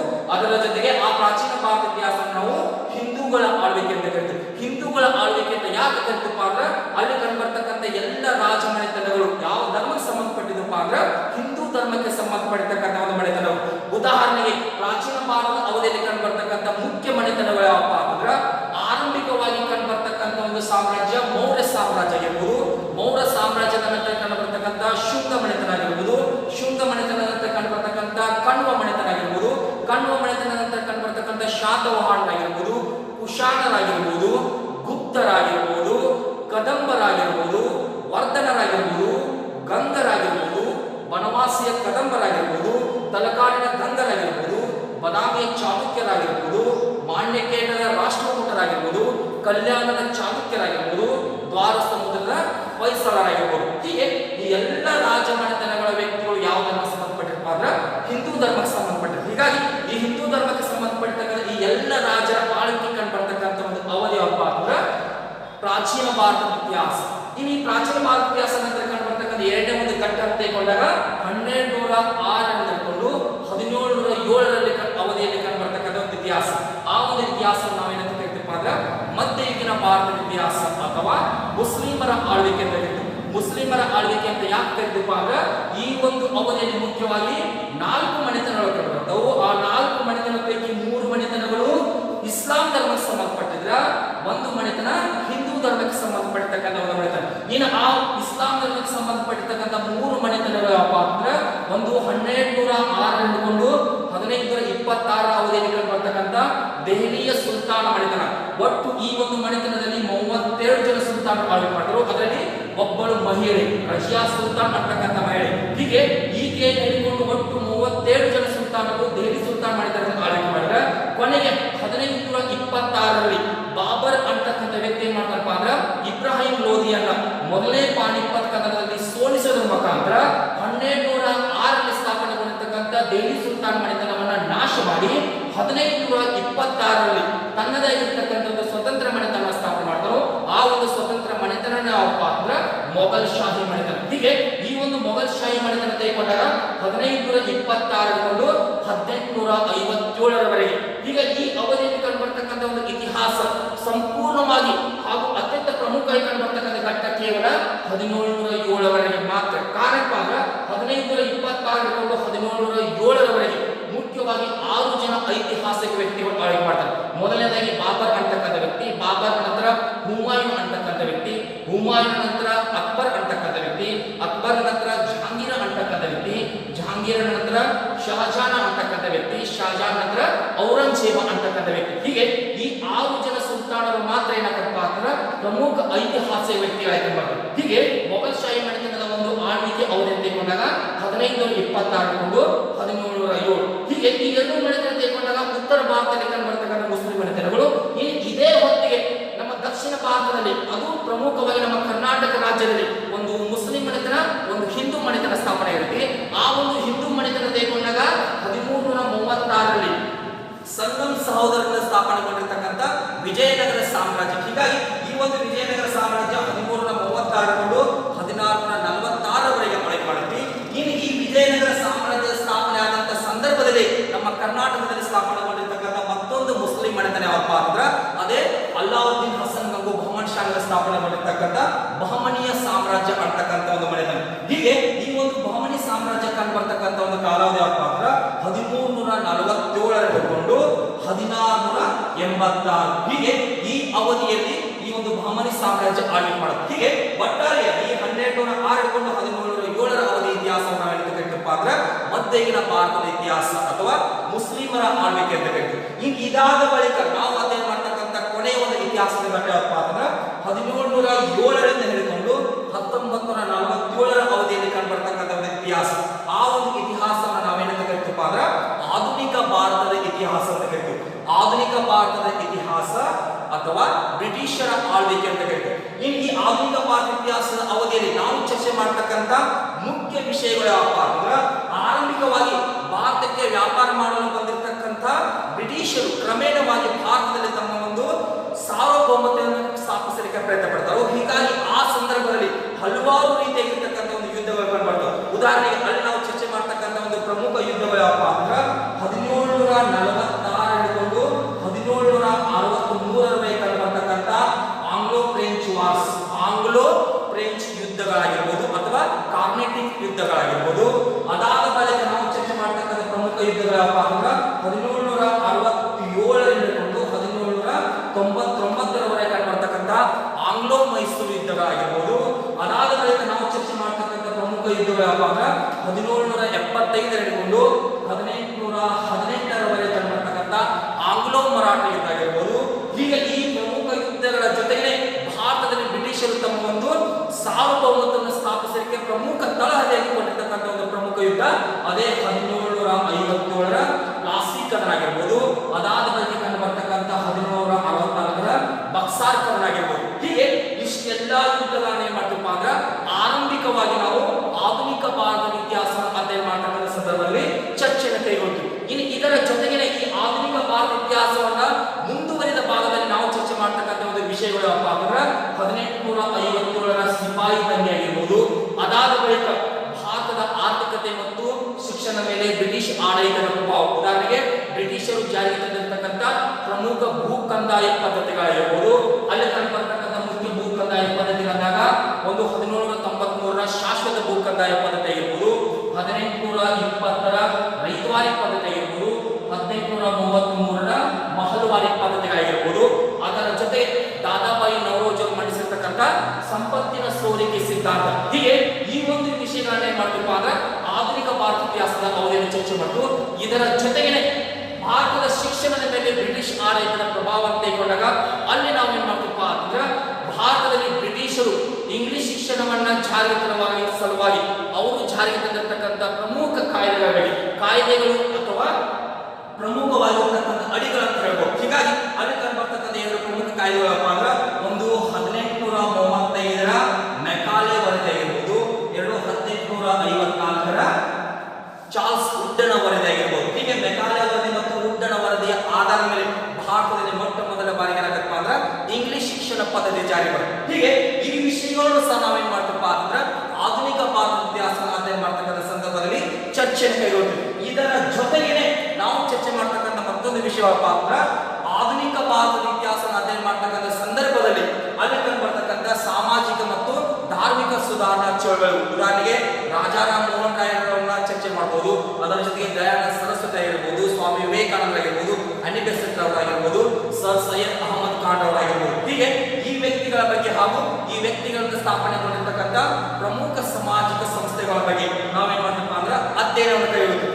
ಇದಾದ ಬಳಿಕ ಇದೇ ಆಧುನಿಕ ಭಾರತ ಇತಿಹಾಸದಲ್ಲಿ ನಾವು ಕೊನೆಯದಾಗಿ ಅಧ್ಯಯನ ಮಾಡ್ತಕ್ಕಂಥ ಒಂದು ಮುಖ್ಯ ಘಟ್ಟ ಯಾವಪ್ಪ ಅಂದ್ರೆ ಭಾರತದ ರಾಷ್ಟ್ರೀಯ ಚಳವಳಿ. ಭಾರತದ ರಾಷ್ಟ್ರೀಯ ಚಳವಳಿ ತೆಗೆದುಕೊಂಡಾಗ ನಮ್ಮ ಭಾರತಕ್ಕೆ ಸ್ವಾತಂತ್ರ್ಯ ಸಿಗುವ ಸಲುವಾಗಿ ನಮ್ಮ ಭಾರತೀಯರು ಬ್ರಿಟಿಷರ ವಿರುದ್ಧ ಕೈಗೊಂಡಿರ್ತಕ್ಕಂಥ ಒಂದು ಹೋರಾಟವನ್ನೇ ನಾವೇನಂತ ಕರಿತೀವಿ ಅಂದ್ರೆ ಭಾರತದ ರಾಷ್ಟ್ರೀಯ ಚಳವಳಿ ಅಂತ ಕರಿತೀವಿ. ಇನ್ನು ಭಾರತದ ರಾಷ್ಟ್ರೀಯ ಚಳವಳಿ ತೆಗೆದುಕೊಂಡಾಗ ಅದು ಒಂದೇ ಹಂತದಲ್ಲಿ ಕಂಡುಬರುವುದಿಲ್ಲ. ಆ ಒಂದು ಚಳವಳಿಯು ಸಹ ಏನಾಗತ್ತಪ್ಪ ಅಂದ್ರೆ 3 ಹಂತಗಳಲ್ಲಿ ಕಂಡುಬರ್ತಕ್ಕಂಥ ಒಂದು ಚಳವಳಿ. ಹೀಗಾಗಿ ಅಖಂಡವಾಗಿರ್ತಕ್ಕಂಥ ಭಾರತದ ರಾಷ್ಟ್ರೀಯ ಚಳವಳಿ ತೆಗೆದುಕೊಂಡಾಗ ಆ ರಾಷ್ಟ್ರೀಯ ಚಳವಳಿ ಕಂಡುಬರ್ತಕ್ಕಂಥ ಒಂದು ಘಟ್ಟ ಯಾವಪ್ಪ ಅಂದ್ರೆ 1885ರಿಂದ 1947 ಈ ಅವಧಿಯಲ್ಲಿ ಕಂಡುಬರ್ತಕ್ಕಂಥ ಭಾರತದ ರಾಷ್ಟ್ರೀಯ ಚಳವಳಿ 3 ರೀತಿಯಲ್ಲಿ ಕಂಡುಬರ್ತದೆ. ಆ 3 ರೀತಿಯಲ್ಲಿ ಕಂಡುಬರ್ತಕ್ಕಂಥ ಹೋರಾಟ ಯಾವಪ್ಪ ಅಂದ್ರೆ ಆರಂಭಿಕವಾಗಿ 1885ರ ಭಾರತೀಯ ರಾಷ್ಟ್ರೀಯ ಕಾಂಗ್ರೆಸ್ನ ಸ್ಥಾಪನೆಯೊಂದಿಗೆ ಆರಂಭಗೊಂಡಿರ್ತಕ್ಕಂಥ ಈ ಒಂದು ಚಳವಳಿ ಆರಂಭಿಕವಾಗಿ 1885ರಿಂದ 1905ರವರೆಗೆ ಕಂಡುಬರ್ತಿ. ಎರಡನೇ ಹಂತ 1905ರಿಂದ 1919ರವರೆಗೆ ಕಂಡುಬರ್ತಿ. ಮೂರನೇ ಒಂದು ಹಂತ 1919ರಿಂದ 1947. ಹೀಗೆ ಈ 3 ಹಂತಗಳಲ್ಲಿ ಕಂಡುಬರ್ತಕ್ಕಂಥ ಈ ಹೋರಾಟವನ್ನ 3 ಹೆಸರಿನಿಂದ ಕರಿತೀವಿ. ಉದಾಹರಣೆಗೆ 1885 ಹಿಡಿದುಕೊಂಡು 1905ರವರೆಗೆ ಕಂಡುಬರ್ತಕ್ಕಂಥ ಪ್ರಥಮ ಒಂದು ಹೋರಾಟವನ್ನ ಮಂದಗಾಮಿಗಳ ಯುಗ ಅಂತ ಕರಿತು. 1905 ಹಿಡಿದುಕೊಂಡು 1919ರವರೆಗೆ ಕಂಡುಬರ್ತಕ್ಕಂಥ ಒಂದು ಹೋರಾಟವನ್ನ ತೀವ್ರಗಾಮಿಗಳ ಯುಗ ಅಂತ ಕರಿತು. ಇದಾದ ಬಳಿಕ ಕೊನೆಯದಾಗಿ 1919 ಹಿಡಿದುಕೊಂಡು 1947 ಭಾರತಕ್ಕೆ ಸ್ವಾತಂತ್ರ್ಯ ಸಿಗುವವರೆಗೆ ಅಲ್ಲಿ ಕಂಡುಬರ್ತಕ್ಕಂಥ ಹೀಗೆ ಒಟ್ಟಾರೆಯಾಗಿ ಈ ಮೂರು ಘಟ್ಟಗಳನ್ನು ಒಳಗೊಂಡಿರ್ತಕ್ಕಂಥ ಒಂದು ಪ್ರಮುಖ ಹೋರಾಟ ಅಂದ್ರೆ ಭಾರತದ ರಾಷ್ಟ್ರೀಯ ಚಳವಳಿ. ಇದಾದ ಬಳಿಕ ಇದೇ ಆಧುನಿಕ ಭಾರತ ಇತಿಹಾಸದ ಅವಧಿಯಲ್ಲಿ ನಮಗೆ ಸಂಬಂಧಪಡ್ತಕ್ಕಂಥ ಮತ್ತೊಂದು ಪ್ರಮುಖ ವಿಷಯಪ್ಪ ಅಂದ್ರೆ 1949ರ JVP ಕಮಿಟಿಯಿಂದ ಆರಂಭಗೊಂಡಿರ್ತಕ್ಕಂಥ ಒಂದು ಚಳವಳಿ. ಆ ಚಳವಳಿಯನ್ನು ನಾವು ಹೇಳ್ತಾ ಕರಿತೀವಪ್ಪ ಅಂದ್ರೆ ಕರ್ನಾಟಕ ಏಕೀಕರಣ ಚಳವಳಿ ಅಂತ ಕರಿತೀವಿ. ಹೀಗೆ ಇಷ್ಟೆಲ್ಲ ಒಂದು ಪ್ರಮುಖ ವಿಷಯಗಳು ನಮ್ಗೆ ಎಲ್ಲಿ ಕಂಡುಬರ್ತಪ್ಪ ಅಂದ್ರೆ ಆಧುನಿಕ ಭಾರತದ ಇತಿಹಾಸದಲ್ಲಿ ಕಂಡುಬರ್ತವೆ. ಹೀಗೆ ಭಾರತದ ಇತಿಹಾಸದಲ್ಲಿ ಕ್ರಿಸ್ತಪೂರ್ವ 3 ಹಿಡಿದುಕೊಂಡು ಕ್ರಿಸ್ತ ಶಕ 1940 ಈ ಹಂತದಲ್ಲಿ ಕಂಡುಬರ್ತಕ್ಕಂಥ ನಮ್ಮ ಇತಿಹಾಸವನ್ನು ಇಲ್ಲಿ JS ಮಿಲ್ ಅಂತಕ್ಕಂಥ ಯಾರಿ JS ಮಿಲ್ ಅಂತಕ್ಕಂಥ ಒಬ್ಬ ವ್ಯಕ್ತಿ JS ಮಿಲ್ ಅಂತಕ್ಕಂಥ ವ್ಯಕ್ತಿ ಮಾತಂದ್ರ the history of British India ಅಂತಕ್ಕಂಥ ಒಂದು ಕೃತಿಯಲ್ಲಿ ಯಾವ ಕೃತಿ ದ ಹಿಸ್ಟ್ರಿ ಆಫ್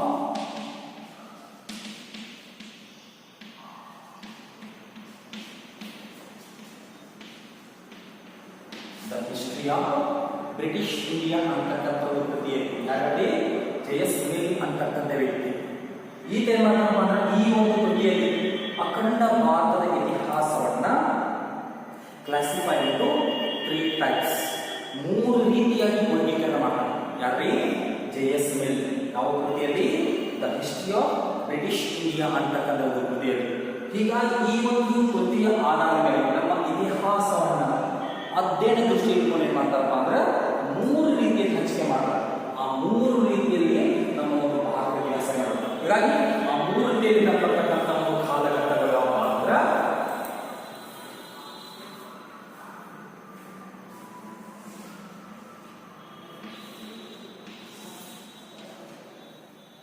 ಒಂದು ancient Indian history ಪ್ರಾಚೀನ ಭಾರತದ ಇತಿಹಾಸ. 2 medieval Indian history. 3 modern Indian history. ಹೀಗೆ ಅಖಂಡ ಭಾರತದ ಇತಿಹಾಸವನ್ನ JS ಮಿಲ್ ಅಂತಕ್ಕಂಥ ವ್ಯಕ್ತಿ the history of British India ಅಂತಕ್ಕಂಥ ಕೃತಿಯಲ್ಲಿ ಮಾಡ್ತಾರಪ್ಪ ಅಂದ್ರೆ 3 ರೀತಿಯಾಗಿ ವಿಂಗಡಣೆ ಮಾಡ್ತಾರೆ. ಆ 3 ರೀತಿಯಾಗಿ ಕಂಡುಬರ್ತಕ್ಕಂಥ ಒಂದು ಭಾಗಗಳಪ್ಪ ಅಂದ್ರೆ ಒಂದು ಆನ್ಸಿಯಂಟ್ ಇಂಡಿಯನ್ ಹಿಸ್ಟ್ರಿ ಪ್ರಾಚೀನ ಭಾರತದ ಇತಿಹಾಸ. 2 ಮೆಡಿವಲ್ ಇಂಡಿಯನ್ ಹಿಸ್ಟ್ರಿ ಮಧ್ಯಯುಗೀನ ಭಾರತದ ಇತಿಹಾಸ. 3 ಮಾಡರ್ನ್ ಇಂಡಿಯನ್ ಹಿಸ್ಟ್ರಿ ಆಧುನಿಕ ಭಾರತದ ಇತಿಹಾಸ. ಇಲ್ಲಿ ಆನ್ಸಿಯಂಟ್ ಇಂಡಿಯನ್ ಹಿಸ್ಟ್ರಿ ಪ್ರಾಚೀನ ಭಾರತದ ಇತಿಹಾಸ ಅಂತ ತೆಗೆದುಕೊಂಡಾಗ ಇದು ಎಲ್ಲಿಂದ ಎಲ್ಲಿವರೆಗೆ ಕಂಡುಬರುತ್ತೆ? ಕ್ರಿಸ್ತ ಪೂರ್ವ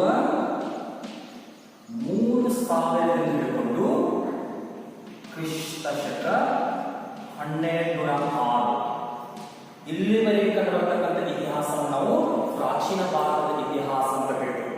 ಇನ್ನು ಈ ಪ್ರಾಚೀನ ಭಾರತದ ಇತಿಹಾಸವನ್ನ ಏನಂತ ಹೇಳ್ತೀವಪ್ಪ ಅಂದ್ರೆ ಹಿಂದೂ ರೂಲ್ ಅಂತ ಹೇಳ್ತೀವಿ. ಹಿಂದೂಗಳ ಆಳ್ವಿಕೆ ಅಂತ ಹೇಳ್ತೀವಿ. ಏನಂತ ಹೇಳ್ತೀವಿ? ಹಿಂದೂಗಳ ಆಳ್ವಿಕೆ, ಹಿಂದೂ ರೂಲ್. ಯಾವ ಅವಧಿಯನ್ನ? ಕ್ರಿಸ್ತ ಪೂರ್ವ 3000 ಕ್ರಿಸ್ತ ಶಕ 1206. ಇಲ್ಲಿ ಕ್ರಿಸ್ತ ಪೂರ್ವ 3006 ಏನನ್ನ ಡಿನೋಟ್ ಮಾಡ್ತಾರೆ? ಇದು ಏನನ್ನ ಸೂಚನೆ ಮಾಡುತ್ತಪ್ಪ ಅಂದ್ರೆ ಸಿಂಧೂ ನಾಗರಿಕತೆಯನ್ನು ಸೂಚನೆ ಮಾಡುತ್ತೆ. ಸಿಂಧೂ ನಾಗರಿಕತೆ ಹೇಳಿಕೊಂಡು 1206 ಅಂತ ತೆಗೆದುಕೊಂಡಾಗ ಏನ್ರಿ? ದೆಹಲಿ ಸುಲ್ತಾನರ ಆಳ್ವಿಕೆಯ ಆರಂಭ. ಆ ದೆಹಲಿ ಸುಲ್ತಾನರ ಆಳ್ವಿಕೆ ಆರಂಭವಾಗ್ತಕ್ಕಂಥ ಸಂದರ್ಭದಲ್ಲಿ ಅಲ್ಲಿಯವರೆಗೆ ಕಂಡುಬರ್ತಕ್ಕಂಥ ಇತಿಹಾಸವನ್ನು ನಾವು ಪ್ರಾಚೀನ ಭಾರತದ ಇತಿಹಾಸ ಅಂತ ಕರಿತು. ಪ್ರಾಚೀನ ಭಾರತದ ಇತಿಹಾಸ ಅಷ್ಟೇ ಅಲ್ಲದೆ ಮತ್ತೆ ವಿಸ್ತರಿಸಿ ಕರಿತೀವಿ ನೋಡ್ರಿ, ಹಿಂದೂಗಳ ಆಳ್ವಿಕೆ ಅಂತ ಕರಿತೀವಿ. ಯಾಕೆ ಕರಿತೀವಿ ನೋಡ್ರಿ? ಈ ಅವಧಿಯ ಒಂದು ರಾಜಮನೆತನಗಳನ್ನ ತೆಗೆದುಕೊಂಡಾಗ ಉದಾಹರಣೆಗೆ ಆರಂಭದಲ್ಲಿ ಕೇಳಿ, ಉದಾಹರಣೆಗೆ 16 ಮಹಾಜನಪದಗಳಾಗಿರಬಹುದು, 10 ಗಣರಾಜ್ಯಗಳಾಗಿರಬಹುದು, ಮೌರ್ಯ ಸಾಮ್ರಾಜ್ಯ, ಶಾತವಾಹನ ಮನೆತನ, ಕುಶಾನ ಮನೆತನ, ಗುಪ್ತ ಸಾಮ್ರಾಜ್ಯ, ಬನವಾಸಿಯ ಕದಂಬರು, ರಜಪೂತರಾಗಿರಬಹುದು, ತಲಕಾಡಿನ ಗಂಗರಾಗಿರಬಹುದು, ಬದಾಮಿಯ ಚಾಲುಕ್ಯರಾಗಿರಬಹುದು, ಮಾನ್ಯಕೇಟರ ರಾಷ್ಟ್ರಕೂಟರಾಗಿರಬಹುದು, ಕಲ್ಯಾಣದ ಚಾಲುಕ್ಯರಾಗಿರ್ಬೋದು, ದ್ವಾರ ಸಮುದ್ರದ ಹೊಯ್ಸಳರಾಗಿರ್ಬೋದು, ಈ ಎಲ್ಲ ಮನೆತನಗಳನ್ನು ತೆಗೆದುಕೊಂಡಾಗ ಈ ಎಲ್ಲ ಮನೆತನಗಳಲ್ಲಿ ಬರ್ತಕ್ಕಂಥ ಎಲ್ಲ ಅರಸರು ಅಥವಾ ಎಲ್ಲ ರಾಜರು ಯಾವ ಧರ್ಮಕ್ಕೆ ಸಂಬಂಧಪಟ್ಟಿರ್ತಾರಪ್ಪ ಅಂದ್ರೆ ಹಿಂದೂ ಧರ್ಮಕ್ಕೆ ಸಂಬಂಧಪಟ್ಟಿರ್ತಾರೆ. ಈ ಅವಧಿಯಲ್ಲಿ ಯಾವುದೇ ಮುಸ್ಲಿಂ ಮನೆತನವನ್ನು ಕಂಡುಬರುವುದು. ಈ ಹಿನ್ನೆಲೆ ಇಟ್ಟುಕೊಂಡು ಈ ಪ್ರಾಚೀನ ಭಾರತದ ಅವಧಿಯನ್ನು ನಾವೇನಂತ ಕರಿತೀವಿ? ಹಿಂದೂಗಳ ಆಳ್ವಿಕೆ ಅಂತ ಹೇಳ್ತೀವಿ. ಏನಂತ ಕರಿತೀವಿ? ಹಿಂದೂಗಳ ಆಳ್ವಿಕೆ ಅಂತ ಹೇಳ್ತೀವಿ. ಇನ್ನು ತದನಂತರದಲ್ಲಿ ಕ್ರಿಸ್ತ ಶಕ 1206ರಿಂದ ಹಿಡಿದು ಕ್ರಿಸ್ತ ಶಕ 1707 ಈ ಅವಧಿಯ ಇತಿಹಾಸವನ್ನು ನಾವೇನಂತ ಕರಿತೀವಿ? ಮಧ್ಯಯುಗಿನ ಭಾರತದ ಇತಿಹಾಸ ಅಂತ ಹೇಳ್ತೀವಿ. ಇನ್ನು ಈ ಮಧ್ಯಯುಗಿನ ಭಾರತದ ಇತಿಹಾಸ ಇದು ಕಂಡು ಬರ್ತಕ್ಕಂಥ ಅವಧಿ ಕ್ರಿಸ್ತ ಶಕ 1206 ಕ್ರಿಸ್ತ ಶಕ 1707. ಇನ್ನು ಈ ಅವಧಿಯ ಇತಿಹಾಸವನ್ನ ಮುಸ್ಲಿಂ ರೂಲ್ ಅಂತ ಕರಿತೀವಿ ನಾವು. ಮುಸ್ಲಿಮರ ಆಳ್ವಿಕೆ ಅಂತ ಕರಿತೀವಿ. ಏನಂತ ಕರಿತೀವಿ? ಮುಸ್ಲಿಂ ರೂಲ್, ಮುಸ್ಲಿಮರ ಆಳ್ವಿಕೆ. ಯಾಕೆ ಕರಿತೀವಿ? ಕ್ರಿಸ್ತ ಶಕ 1206 1707 ಈ ಅವಧಿಯ ಇತಿಹಾಸವನ್ನು ತೆಗೆದುಕೊಂಡಾಗ ಈ ಅವಧಿಯಲ್ಲಿ ಒಂದೇ ಹಿಂದೂ ಮನೆತನ ಆಳ್ವಿಕೆ ಮಾಡುತ್ತೆ. ಆ ಒಂದು ಹಿಂದೂ ಮನೆತನವನ್ನು ಹೊರತುಪಡಿಸಿ ಉಳಿದಂತೆ ಕಂಡು ಬರತಕ್ಕಂಥ ಒಂದು ರಾಜ ಮನೆತನ ತೆಗೆದುಕೊಂಡಾಗ ಆ ಎಲ್ಲ ರಾಜ ಮನೆತನಗಳು ಯಾವ ಧರ್ಮಕ್ಕೆ ಸಂಬಂಧಪಟ್ಟಿರ್ತಾವಪ್ಪ ಅಂದ್ರೆ ಇಸ್ಲಾಂ ಧರ್ಮಕ್ಕೆ ಸಂಬಂಧಪಟ್ಟಿರ್ತಾವ. ಉದಾಹರಣೆಗೆ ಅಲ್ಲದೀಶ್ ಅಂತ ಹೇಳಿ 1206 1526 ದೆಹಲಿಯ ಸುಲ್ತಾನ್ ಮನೆತನ ನೀವೆಲ್ಲ ಕೇಳಿರ್ಬೋದು. ಗುಲಾಮ ಸಂತತಿ, ಖಿಲ್ಜಿ ಸಂತತಿ, ತುಘಲಕ್ ಸಂತತಿ, ಸಯ್ಯದ್ ಸಂತತಿ, ಲೋಧಿ ಸಂತತಿ, ಇವರೆಲ್ಲ 5 ಮನೆತನ ಬರ್ತಾರೆ ದೆಹಲಿ ಸುಲ್ತಾನ್ ಮನೆತನದಲ್ಲಿ. 1526 1707 1857 ಈ ಅವಧಿಯವರೆಗೆ ಮೊಘಲ್ ಶಾಹಿ ಮನೆತನ. ಮೊಘಲರನ್ನು ಕೇಳ್ತಿರ್ಲಿಲ್ಲ. ಬಾಬರ್ ಆಗಿರ್ಬೋದು, ಹುಮಾಯೂನ್ ಆಗಿರ್ಬೋದು, ಅಕ್ಬರ್ ಆಗಿರ್ಬೋದು, ಜಹಾಂಗೀರ್ ಆಗಿರ್ಬೋದು, ಶಹಜಹಾನ್ ಆಗಿರ್ಬೋದು, ಔರಂಗಜೇಬ್ ಆಗಿರ್ಬೋದು, ಇವರು ಪ್ರಸಿದ್ಧ ಮೊಘಲ್ ವ್ಯಕ್ತಿಗಳು. ಇವರು ಮೊಘಲ್ ಮನೆತನದಲ್ಲಿ ಬರ್ತಾರೆ. ಇನ್ನು ಇದರ ಜೊತೆಗೆ ನಮ್ಮ ಕರ್ನಾಟಕದಲ್ಲಿ ಒಂದೇ ಒಂದು ಮನೆತನ ಸ್ಥಾಪನೆ ಆಗಿರುತ್ತೆ, ಅದು ಹಿಂದೂ ಮನೆತನ. 1336 1646 ಬರ್ತಕ್ಕಂಥ ವಿಜಯನಗರ ಸಾಮ್ರಾಜ್ಯ. ಹಂಪಿಯಲ್ಲಿ ಆಳ್ವಿಕೆ ಮಾಡತಕ್ಕಂಥ ವಿಜಯನಗರ ಸಾಮ್ರಾಜ್ಯ. ವಿಜಯನಗರ ಸಾಮ್ರಾಜ್ಯ ಅಂತ ಕೇಳಲು ಗೊತ್ತಿಲ್ಲ. ಉದಾಹರಣೆ ಶ್ರೀಕೃಷ್ಣ ದೇವರಾಯ ಅಂತ ಕೇಳ್ತೀರಿ ಎಲ್ಲರೂ. ಶ್ರೀಕೃಷ್ಣ ದೇವರಾಯ, ಆ ಶ್ರೀಕೃಷ್ಣ ದೇವರಾಯ ಕಂಡುಬರುವುದು ಈ ವಿಜಯನಗರ ಸಾಮ್ರಾಜ್ಯದಲ್ಲಿ, ತುಳು ಮನೆತನದಲ್ಲಿ ಕಂಡುಬರ್ತಾನೆ. ಇನ್ನು ಇದರ ಸಮಕಾಲೀನ ಮನೆತನದಲ್ಲಿ 1347 ಹಿಡಿದುಕೊಂಡು 1476 ಬಹಮನಿ ಸಾಮ್ರಾಜ್ಯ ಕಂಡುಬರುತ್ತೆ. ಅಲ್ಲಾವುದ್ದೀನ್ ಹಸನ್ ಗಂಗು ಮಹಮ್ಮದ್ ಶಾ ಅಂತಕ್ಕಂಥ ವ್ಯಕ್ತಿ. ಹೀಗೆ ಒಟ್ಟಾರೆಯಾಗಿ 1206 1707 ಅವಧಿ ತೆಗೆದುಕೊಂಡಾಗ ಅಲ್ಲಿ ಮುಖ್ಯವಾಗಿ 3 ಮುಸ್ಲಿಂ ಮನೆತನಗಳು ಕಂಡುಬರ್ತಾವು, ಒಂದು ಮಾತ್ರ ಹಿಂದೂ ಮನೆತನ. ಹೀಗಾಗಿ ಈ ಹಿನ್ನೆಲೆ ಇಟ್ಟುಕೊಂಡು ಇತಿಹಾಸಕಾರರು ಆ ವಿಜಯನಗರ ಸಾಮ್ರಾಜ್ಯವನ್ನು ಹೊರತುಪಡಿಸಿ ಉಳಿದಂತೆ ಕಂಡುಬರ್ತಕ್ಕಂಥ ಎಲ್ಲ ಸುಲ್ತಾನರು ಇಸ್ಲಾಂ ಧರ್ಮಕ್ಕೆ ಸಂಬಂಧಪಟ್ಟ ಕಾರಣಕ್ಕಾಗಿ ಈ ಮಧ್ಯಯುಗಿನ ಭಾರತದ ಇತಿಹಾಸವನ್ನು ಏನಂತ ಕರೀತಾರಪ್ಪ ಅಂದ್ರೆ ಮುಸ್ಲಿಮರ ಆಳ್ವಿಕೆ ಅಂತ ಕರೀತಾರೆ. ಏನಂತ ಕರೀತಾರೆ? ಮುಸ್ಲಿಮರ ಆಳ್ವಿಕೆ. ಯಾಕಂದ್ರೆ ಇಲ್ಲಿ ಆಳ್ವಿಕೆ ಮಾಡಿರ್ತಕ್ಕಂಥ ಅತಿ ಹೆಚ್ಚು ರಾಜರು ಅಥವಾ ಅತಿ ಹೆಚ್ಚು ಸುಲ್ತಾನರು ಯಾವ ಧರ್ಮಕ್ಕೆ ಸಂಬಂಧಪಟ್ಟರೆ? ಇಸ್ಲಾಂ ಧರ್ಮಕ್ಕೆ ಸಂಬಂಧಪಟ್ಟರೆ ಅಥವಾ ಮೊಹಮ್ಮದಿಯ ಧರ್ಮಕ್ಕೆ ಸಂಬಂಧಪಟ್ಟರೆ. ಹೀಗಾಗಿ ಏನಿಟ್ಕೊಂಡಿದ್ದನ್ನ ಮುಸ್ಲಿಮರ ಆಳ್ವಿಕೆ ಅಂತ ಕರೀತಾರೆ. ಪ್ರಾಚೀನ ಭಾರತ ಇತಿಹಾಸ ಏನಂತ ಕರೆದ್ರು? ಹಿಂದೂಗಳ ಆಳ್ವಿಕೆ ಅಂತ ಕರೆದ್ರು. ಯಾಕಂದ್ರು ಅಲ್ಲಿ ಆಳ್ವಿಕೆ ಮಾಡತಕ್ಕಂಥ ಎಲ್ಲ ರಾಜ ಮನೆತನಗಳು ಹಿಂದೂ ಧರ್ಮಕ್ಕೆ ಸಂಬಂಧಪಟ್ಟಿದ್ದು. ಮಧ್ಯಯುಗೀನ ಭಾರತ ಇತಿಹಾಸ ಏನಂತ ಕರೆದ್ರು? ಮುಸ್ಲಿಮರ ಆಳ್ವಿಕೆ ಅಂತ ಕರೆದ್ರು. ಯಾಕಂದ್ರು ಅಲ್ಲಿ ಸಂಬಂಧಪಟ್ಟಂತ ಎಲ್ಲ ರಾಜರು ಮೊಹಮ್ಮದಿಯ ಧರ್ಮ ಅಥವಾ ಇಸ್ಲಾಂ ಧರ್ಮ ಅಥವಾ ಮುಸ್ಲಿಂ ಧರ್ಮಕ್ಕೆ ಸಂಬಂಧಪಟ್ಟರು. ಇನ್ನು ಮುಂದುವರೆದಂತೆ ಮಧ್ಯಯುಗೀನ ಭಾರತ ಇತಿಹಾಸದಲ್ಲಿ ಹೋದ್ರಿ 1707 ಇನ್ನು 1707 ಹಿಡಿದುಕೊಂಡು ನಮ್ಮ ಇಂದಿನ ಇತಿಹಾಸ ಇದು ಸಹ ಆಧುನಿಕ ಇತಿಹಾಸ. ಆದರೆ 2020 ಇತಿಹಾಸ ನಮಗೆ ಕಂಡು ಬರುವುದಿಲ್ಲ. ನಮ್ಮ ಸಿಲೆಬಸ್ ಸ್ಟಾರ್ಟ್ ಆಗೋದು ನಮ್ಮ ಭಾರತಕ್ಕೆ ಸ್ವಾತಂತ್ರ್ಯ ಸಿಗುವವರೆಗೆ ಬಿಟ್ರೆ ನಮ್ಮ ಕರ್ನಾಟಕದ ಏಕೀಕರಣ 1956 ಅಲ್ಲಿವರೆಗೆ ಮಾತ್ರ ನಮ್ಮ ಒಂದು ಇತಿಹಾಸ ಕಂಡುಬರ್ತೀವಿ. ಅದನ್ನ 1947 ಮಾತ್ರ ತಗೊಂಡು ನಮ್ಮ ಭಾರತ ಇತಿಹಾಸ ಇಲ್ಲಿ 1707 1947 ಅವಧಿಯನ್ನು ನಾವೇನಂತ ಕರಿತೀವಪ್ಪ ಅಂದ್ರೆ ಆಧುನಿಕ ಭಾರತದ ಇತಿಹಾಸ, ಮಾಡರ್ನ್ ಇಂಡಿಯನ್ ಹಿಸ್ಟರಿ ಅಂತ ಕರಿತೀವಿ. ಇನ್ನು ಮಾಡರ್ನ್ ಇಂಡಿಯನ್ ಹಿಸ್ಟರಿ ಆಧುನಿಕ ಭಾರತದ ಇತಿಹಾಸ ಅಂತ ಕರೆಸಿಕೊಳ್ತಕ್ಕಂಥ ಈ ಅವಧಿಯನ್ನ ಯಾವ ಹೆಸರಿನಿಂದ ಕರೀತಾರಪ್ಪ ಅಂದ್ರೆ ಬ್ರಿಟಿಷ್ ರೂಲ್ ಅಂತ ಕರೀತಾರೆ. ಏನಂತ ಕರೀತಾರೆ? ಬ್ರಿಟಿಷ್ ರೂಲ್, ಬ್ರಿಟಿಷರ ಆಳ್ವಿಕೆ ಅಂತ ಕರೀತಾರೆ. ಪ್ರಾಚೀನ ಭಾರತದ ಅವಧಿಯನ್ನ ಹಿಂದೂಗಳ ಆಳ್ವಿಕೆ ಅಂತ ಕರೀತಾರೆ. ಮಧ್ಯಯುಗೀನ ಅವಧಿಯನ್ನ ಮುಸ್ಲಿಮರ ಆಳ್ವಿಕೆ ಅಂತ ಕರೀತಾರೆ. ಆಧುನಿಕ ಭಾರತದ ಅವಧಿಯನ್ನು ಏನಂತ ಕರೀತಾರೆ? ಬ್ರಿಟಿಷರ್ ಆಳ್ವಿಕೆ ಅಂತ ಕರೀತಾರೆ. ಯಾಕಂದ್ರೆ ಈ ಹೊತ್ತಿಗೆ ಭಾರತಕ್ಕೆ ವ್ಯಾಪಾರ ಮಾಡ್ತಕ್ಕಂಥ ಒಂದು ನೆಪ ಇಟ್ಟುಕೊಂಡು ನಮ್ಮ ಭಾರತಕ್ಕೆ ಬ್ರಿಟಿಷರ ಆಗಮನವಾಗಿದೆ. ಅದರಲ್ಲೂ ಜಹಾಂಗೀರ್ನ ಆಸ್ಥಾನಕ್ಕೆ ಕ್ಯಾಪ್ಟನ್ ಹಾಕಿನ್ಸ್ ಮತ್ತು ಥಾಮಸ್ ಲೋ ಅಂತಕ್ಕಂಥ ವ್ಯಕ್ತಿಗಳು ಭೇಟಿ ಕೊಟ್ಟು ಭಾರತದಲ್ಲಿ ವ್ಯಾಪಾರ ಮಾಡಲಿಕ್ಕೆ ಅನುಮತಿಯನ್ನು ಪಡೆದುಕೊಂಡಿದ್ದಾರೆ. ಹೀಗಾಗಿ ಈ ಹಿನ್ನೆಲೆ ಇಟ್ಟುಕೊಂಡು 1707 ಹಿಡ್ಕೊಂಡು 1947 ಅವಧಿಯನ್ನು ತೆಗೆದುಕೊಂಡಾಗ ಅಲ್ಲಿ ಕಂಡು ಬರ್ತಕ್ಕಂಥ ಒಂದು ರಾಜಮನೆತನಗಳ ರಾಜರನ್ನು ತೆಗೆದುಕೊಂಡಾಗ ಅವರೆಲ್ಲರೂ ವೀಕ್ ರೂಲರ್ಸ್, ಒಂದು ದುರ್ಬಲ ರಾಜರಾಗಿದ್ದಾರೆ. ಆ ದುರ್ಬಲ ರಾಜರ ಆಳ್ವಿಕೆಯಿಂದಾಗಿ ಇಡೀ ಭಾರತವನ್ನ ಯಾರು ತಮ್ಮ ಒಂದು ಹತೋಟಿಗೆ ತೆಗೆದುಕೊಂಡಿರಪ್ಪ ಅಂದ್ರೆ ಬ್ರಿಟಿಷರು ತಮ್ಮ ಹತೋಟಿಗೆ ತೆಗೆದುಕೊಂಡರು. ಈ ಸಂದರ್ಭದಲ್ಲಿ ಅಖಂಡ ಭಾರತ 1707 1947 ಬ್ರಿಟಿಷರ ಒಂದು ತೆಕ್ಕೆಗೆ ಇದ್ದ ಕಾರಣಕ್ಕಾಗಿ ಈ ಸಂದರ್ಭದಲ್ಲಿ ನಮ್ಮ ಭಾರತವನ್ನು ಬ್ರಿಟಿಷರು ಆಳ್ವಿಕೆ ಮಾಡಿದರು. ಹೀಗಾಗಿ ಈ ಹಿನ್ನೆಲೆ ಇಟ್ಟುಕೊಂಡು ಈ ಅವಧಿಯನ್ನು ನಾವೇನಂತ ಕರಿತೀವಿ? ಬ್ರಿಟಿಷರ ಆಳ್ವಿಕೆ ಅಂತ ಕರಿತೀವಿ. ಯಾವ ಅವಧಿಯನ್ನ? ಆಧುನಿಕ ಭಾರತದ ಅವಧಿಯನ್ನು. ಇನ್ನು ಈ ಅವಧಿಯಲ್ಲಿ ಕಂಡುಬರ್ತಕ್ಕಂಥ ಬ್ರಿಟಿಷರನ್ನ 3 ಹೆಸರಿನಿಂದ ಕರೀತೀವಿ: ಗವರ್ನರ್ಗಳು, ಗವರ್ನರ್ ಜನರಲ್ಗಳು, ವೈಸ್ರಾಯ್ಗಳು. ಅದರಲ್ಲಿ ಹಲವಾರು ರೀತಿಯಾಗಿ ಯುದ್ಧಗಳು ಕಂಡುಬರ್ತವೆ. ಎಲ್ಲರೂ ಮೊದಲು 1757 ಪ್ಲಾಸಿಗರ್ನಾಗಿರ್ಬೋದು, 1764 ಬಕ್ಸಾರ್ಗರ್ನಾಗಿರ್ಬೋದು, ನಂತರ 1767 ಹಿಡ್ಕೊಂಡು 1799 ಕಂಡುಬರ್ತಕ್ಕಂಥ 4 ಆಂಗ್ಲೋ ಮೈಸೂರು ಯುದ್ಧಗಳಾಗಿರ್ಬೋದು, 1775 ಹಿಡ್ಕೊಂಡು 1808 ಕಂಡುಬರ್ತಕ್ಕಂತಹ 1818 ಕಂಡುಬರ್ತಕ್ಕಂಥ ಆಂಗ್ಲೋ ಮರಾಠ ಯುದ್ಧಗಳಾಗಿರ್ಬೋದು, ಆಂಗ್ಲೋ ನೇಪಾಳ ಯುದ್ಧಗಳಾಗಿರ್ಬೋದು, ಆಂಗ್ಲೋ ಫ್ರೆಂಚ್ ಯುದ್ಧಗಳಾಗಿರ್ಬೋದು. ಹೀಗೆ ಈ ರೀತಿಯ ಯುದ್ಧಗಳು ಬ್ರಿಟಿಷ್ ಅವಧಿಯಲ್ಲಿ ಕಂಡುಬರ್ತವೆ. ಇದಿಷ್ಟು ಏನಪ್ಪಾ ಅಂದ್ರೆ ನಮ್ಮ ಭಾರತ